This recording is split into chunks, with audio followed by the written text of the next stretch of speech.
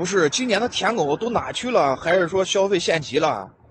平安夜、圣诞节2天了，你说你不送个花吗？花没有，蛋糕没有，最次你送一个奶茶行不行？你现在舔狗连奶茶都不送了，完全送了2天拼好饭，圣诞节和平安夜，单子都没有，送了2天拼好饭，你敢相信？舔狗没了，你现在消费降级这么厉害吗？圣诞经济崩盘的背后是舔狗经济彻底完蛋了。Behind the collapse of the Christmas economy is the complete collapse of the simp economy. This Christmas, doesn't everyone feel that it is a bit quiet? Not only are there fewer girls posting luxury gifts, fancy meals, and travel photos on social media, even shopping malls feel no different from an ordinary Friday or Saturday. If you look at the economic data, it is even more miserable and frightening. The box office on Christmas Eve hit the lowest level in 15 years, with only a little over 30 million yuan, just 1/10 of the box office during the same period in 2016. Even in the special situation of 2020, the box office still reached 177 million yuan, which is 5 to 6 times this year's figure. You should know that in recent years, movie ticket prices have kept rising, from an average of just over 30 yuan to 50 or 60 yuan, yet box office revenue has fallen off a cliff.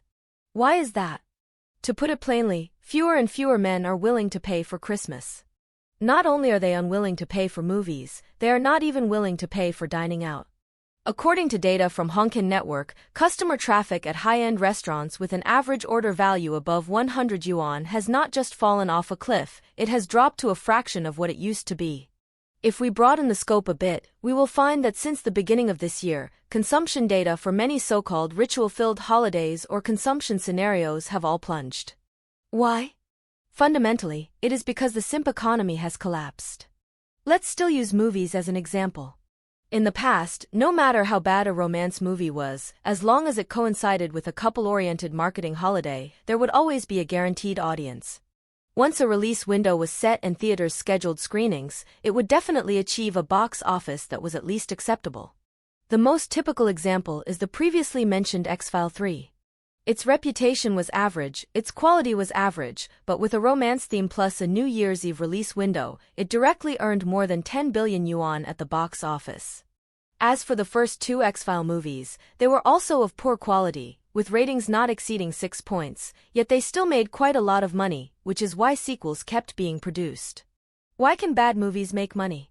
Because at that time, capital forces fueled gold diggers and brainwashed men, telling them that they should spend money on women and buy gifts for women. Under this kind of emotional kidnapping in the name of love, men kept spending money unfairly.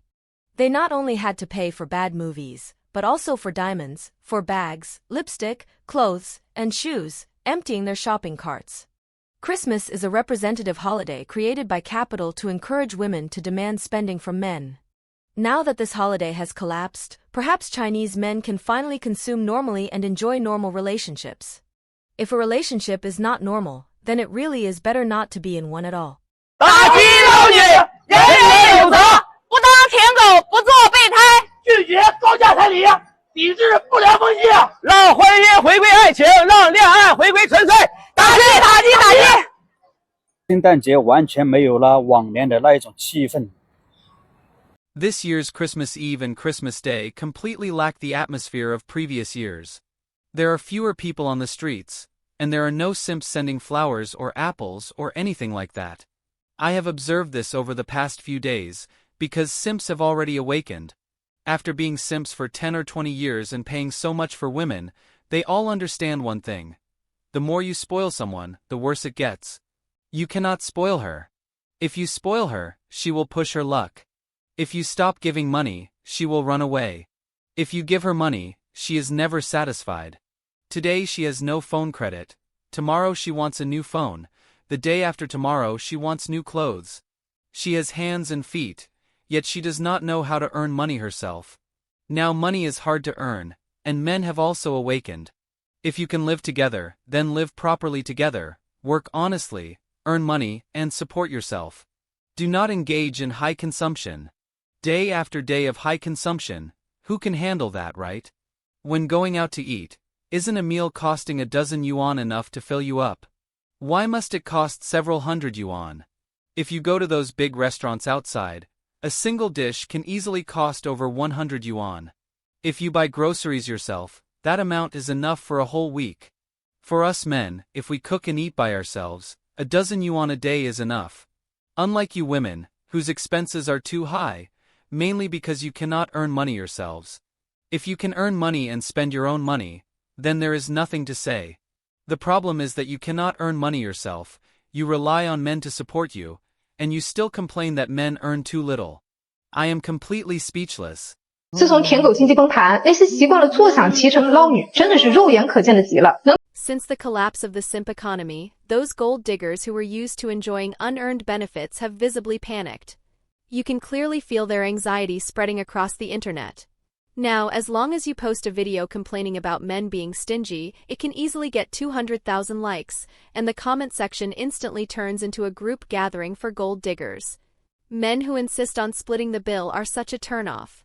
They don't even give a red envelope during holidays and still dare to say they like me. The comment sections are full of accusations. Obviously, there are fewer simps, less money to extract, and credit cards are about to default. In the past, there were always simps treating people to meals and sending red envelopes. Now men only chat with words. So what can they do? They can only band together online to complain about men being stingy. So I want to ask one question: who exactly is stingy? Is it the men who refuse to give endlessly without boundaries, or those women who treat taking as something natural? Men are also human. If every act of giving receives not even the slightest positive feedback, then who would still be willing to remain generous? At this time, some people will say, with the little money you earn, no one is even trying to take advantage of you. But according to real-life experience, most people who get exploited are ordinary people. The money of rich people is not that easy to scam. Ordinary men are honest and soft-hearted, believing that dating means they should give more, which is exactly why they become prey to be hunted. A cup of milk tea or a meal may not seem like much, but some people always only take and never give. After being exploited, men rarely speak out. They usually just think, fine, I'll take the loss. This leads to the situation where no one realizes how widespread these things have become, and in some people's minds, if it is not talked about, it does not exist. What is even more ridiculous is that some gold diggers completely break down over splitting the bill.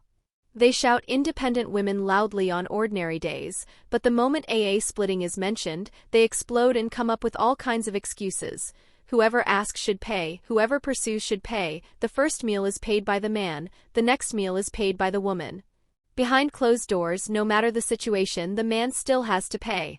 The moment you ask them to pay, they immediately put you online for a public opinion trial. Even more fake is that comment you often see, when I pursued my boyfriend, I paid for everything.